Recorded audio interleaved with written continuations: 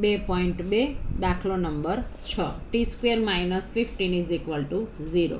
હવે આપણી પાસે સૂત્ર છે a² - b² બરાબર a - b a વત્તા b. તો એ જ રીતે અહીંયા t² અને અહીંયા આપણે વર્ગમૂળ 15² તો a² - b².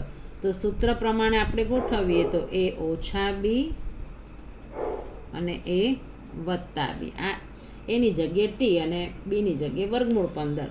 તો t - વર્ગમૂળ 15 બરાબર 0 અને t વત્તા વર્ગમૂળ 15 બરાબર 0. આ વર્ગમૂળ 15 આ બાજુ જાય તો માઇનસના થઈ જાય પ્લસ, અને આ પ્લસ વર્ગમૂળ 15 આ બાજુ જાય તો માઇનસ વર્ગમૂળમાં 15. તો આપણને આ 2 શૂન્ય મળે છે.